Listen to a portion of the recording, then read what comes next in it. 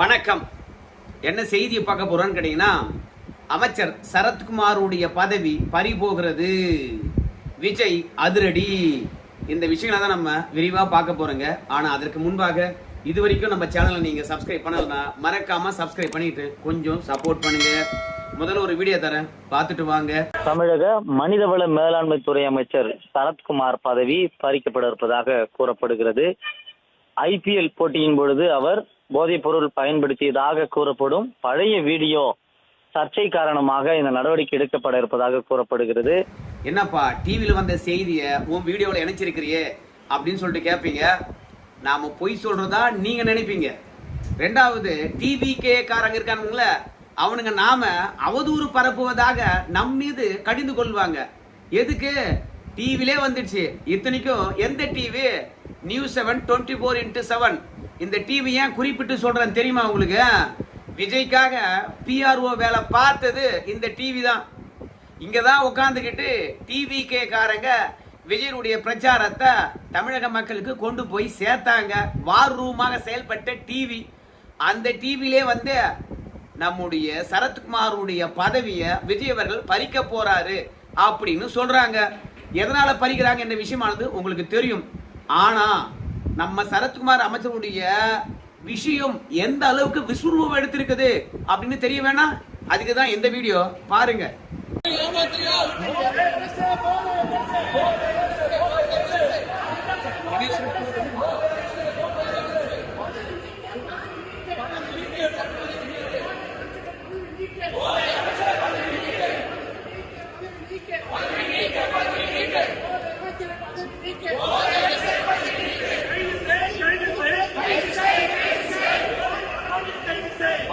எந்த அளவுக்கு பெருசா மாறி இருக்கு பாத்தீங்களா? திமுக காரங்க ஆர்ப்பாட்டம் நடத்தினாங்க. ஆனா ஆர்ப்பாட்டத்துடன் விட்டுடாம தவேகா காவல்துறையினர் அவங்கள கைது பண்ணி உள்ள போட்டாங்க. அவங்க என்ன பண்ணாங்க? அவங்க வேலையை காட்டிட்டாங்க. பட்டி தொட்டியெல்லாம் கொண்டு போய் சேர்த்துட்டாங்க. போராட்டத்தில் கலந்துக்கிறவங்க வந்து பாத்தீங்கன்னா, நம்ம சரத்குமார் அவர்கள் மாத்திரை நுறுக்கிற மாதிரியே நுறுக்கி இதெல்லாம் போதைப் பொருள் தான் என்று நடித்து காட்டியது மக்களிடையே போய் சேர்ந்ததோ இல்லையோ, ஆனா சமூக வலைதளத்துல யாரெல்லாம் பயணிக்கிறாங்களோ அத்தனை பேருமே வந்து நம்ம சரத்குமார் அவர்கள் என்ன பண்ணாரோ அதே மாதிரி பண்ணி காட்டுறாங்க. பெரிய நகைச்சுவையாகவும் மாறி போச்சு. ரெண்டாவது, தமிழக வெற்றி கழகத்துக்கு எதிராகவும் மாறி போச்சு. இந்த தமிழக வெற்றி கழகமானது ஆட்சி பொறுப்பு ஏறினதிலிருந்து பல சர்ச்சைகள். அதனால இந்த சர்ச்சையை ஓடணும் அப்படின்னு சொல்லிட்டு இதுக்கு முற்றுப்புள்ளி வைக்கலாம் அப்படின்றதுக்காக தான் நம்ம விஜய் அவர்கள் இவரை பதவி விட்டு நீக்கிட்டு புது ஆளை யாரையாவது ஒருத்தர் போடலாம் அப்படின்னு முடிவெடுத்திருக்கின்றாராம். அதனால்தான் மதிய வேலையில நம்முடைய சட்டத்துறை அமைச்சர் மற்றும் சபாநாயகர் மற்றும் உயர்கல்வித்துறை அமைச்சர் 3 பேரும் போய் ஆளுநரை சந்தித்திருக்கின்றார்கள். அமைச்சரவை மாற்றமாக இருக்கலாம், இல்ல அதிமுகவில் அடுத்தடுத்து விலகி செல்கின்றார்களே அது தொடர்பாக விளக்கம் கேட்டிருக்கலாம். சட்ட ஒழுங்கு பிரச்சனையானது ஏகப்பட்டவை, அது தொடர்பாக கேட்டிருக்கலாம். மொத்தத்துல சட்டப்பேரவையில் ஆளுநரை பொறுத்த வரைக்கும் நல்லா உரையாற்றினார். நேரா போய் நன்றி சொல்லியிருக்கலாம், எது வேண்டுமானால் நடந்திருக்கலாம். ஆனா நம்மளை பொறுத்த வரைக்கும் இந்த சரத்குமார் அமைச்சர் அவர்கள் அமைச்சரவையில் தொடர வரைக்கும் இந்த பிரச்சனை எழுந்து கொண்டுதான் இருக்கும், அடுத்தடுத்த கட்டத்துக்கு போகும். இதையே ஒரு பிரச்சனையாக்கி இடைத்தேர்தல் தோல்விக்கு வழிவகுத்துட்டாலும் வழிவகுத்திடும். அதனால நிச்சயமாக சரத்குமாருடைய பதவி பறிப்போவதற்கான வாய்ப்பு தான் இருக்கிறது. இன்னைக்கு தான் கலெக்டர்கள் மாநாடு, அப்புறம் காவல்துறையினுடைய உயரதிகாரிகள் மாநாடுலாம் நடத்தினாரு நம்முடைய முதலமைச்சர் ஜோசப் விஜய் அவர்கள். அப்படி நடத்துகின்ற போது அவர் பேசுகின்ற போது ஒரு வார்த்தையை சொல்றாரு, சட்ட ஒழுங்கு சூப்பரா இருக்கணும், குழந்தைகளுக்கும் பெண்களுக்கும் பாதுகாப்பு கொடுக்கணும், என்ன விலை கொடுத்தாவது வந்து பெண்களையும் குழந்தைகளையும் சட்ட ஒழுங்கை நம்ம காப்பாற்றி ஆகணும், அதுக்கு போதைப் பொருள் நடமாட்டத்தை முற்றிலும் ஒழிக்கணும், தமிழ்நாட்டில் போதைப் பொருள் இல்லை என்ற சூழ்நிலையை உருவாக்கணும் அப்படின்னு வந்து கலெக்டர் கிட்டையும் காவல்துறை உயர் அதிகாரிகிட்டையும் பேசியிருக்கிறாரு நம்ம முதலமைச்சர். இன்னைக்கு திடீர்னு நம்ம சரத்குமாருடைய விஷயம் விஸ்வரூபம் எடுக்கின்ற பொழுது உங்க அமைச்சரை கேள்வி கேட்க முடியல, கட்டுப்படுத்த முடியல, நீங்க தமிழகத்துல போதை இல்லாத ஒரு சூழ்நிலையை ஏற்படுத்துவீங்களா அப்படின்னு எதிர்கட்சிகள் விமர்சனம் பண்றதுக்கான வாய்ப்பு இருக்கிறது. அது மட்டும் கிடையாது, தினந்தோறும் சரத் அவர்களுடைய வீடியோ ஒவ்வொன்று வெளியாகி தமிழக வெற்றி கழகத்துக்கு நெருக்கடி தருது. நீங்க ஏற்கனவே பார்த்திருக்கலாம், நம்முடைய சரத் அவர்களை பொறுத்த வரைக்கும் ஏதோ ஒரு பீச்சுக்கு போயிருக்காரு, கையில கூல்ட்ரிங்க்ஸ் பாட்டிலா பீர் பாட்டிலான்னு தெரியல, ஐயா தலைவர் குடிச்சுக்கிட்டே வராரு. அதாவது அந்த வீடியோவை கொடுக்க முடியாது, ஏன்னா அது போதைப் பொருளா இருப்பதனால நம்ம யூடியூப்ல போத்தோம்னா மானிட்டேஷன் வராது. அதனால அந்த வீடியோவை தரல, அந்த போட்டோ மட்டும் நான் உங்ககிட்ட வைக்கிறேன், நீங்களே பாத்துங்க. இப்படி ஒரு அமைச்சருக்கு எதிராக பல்வேறுபட்ட தரப்பும் களத்துல இறங்கியிருக்க இந்த தருணத்துல நம்முடைய முதலமைச்சர் விட்டு வைப்பார்னு நினைக்கிறீங்க? அதாவது தமிழக வெற்றி கழகமானது இந்த விஷயத்துக்கெல்லாம் பதில் சொல்லாம கடந்து போகலாம், ஆனால் பதிலை எதிர்பார்க்கிறாங்க இல்லையா மக்கள்? மாற்றம் வேண்டும் என்பதற்காக தானே ஓட்டு போட்டாங்க. அப்போ மக்கள் என்ன நினைக்கிறாங்களோ ஒண்ணு அதை செய்யணும், இல்ல சொல்லியாவது விளக்கணும். சொல்லவும் மாட்டீங்க, செயல்ல காட்டவும் மாட்டீங்கன்னா மக்கள்லாம் ஓட்டு போட்டவங்க கேன பசங்களா அப்படின்னு கேட்பாங்களே இல்லையா? அதனால நிச்சயமாக நம்ம அமைச்சர் சரத் அவருடைய பதவி பறிபோவதற்கான வாய்ப்பு தான் அதிகம் என்பதுல மாற்று கருத்தே கிடையாதுங்க. அதுக்கப்புறம் இன்னொரு விஷயமும் சமூக வலைதளத்துல செமையா வைரல் ஆகிட்டு இருக்குது. 5 டன் அரிசியாம் மதுரையில நம்முடைய எஸ்ஆர் தங்கப்பாண்டி தமிழக வெற்றி கழகத்துடைய எம்எல்ஏ வரவங்களுக்கெல்லாம் பையா வாரி கொடுத்திருக்கார்.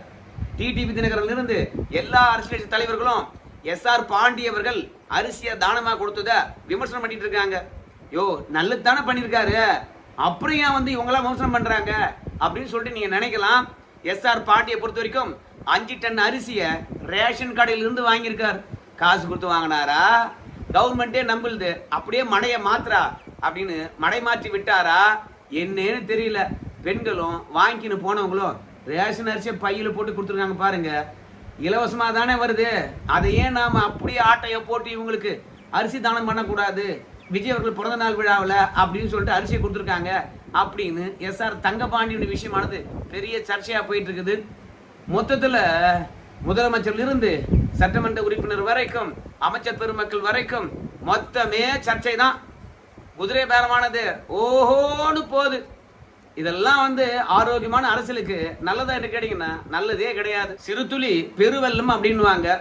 சின்ன சின்ன பிரச்சனை தானே பார்த்துக்கலாம் அப்படின்னு கடந்து போயிட்டீங்கன்னா இந்த சின்ன சின்ன பிரச்சனைகள் ஒருங்கிணைந்து பெரிய வெள்ளமாக மாறிடும்.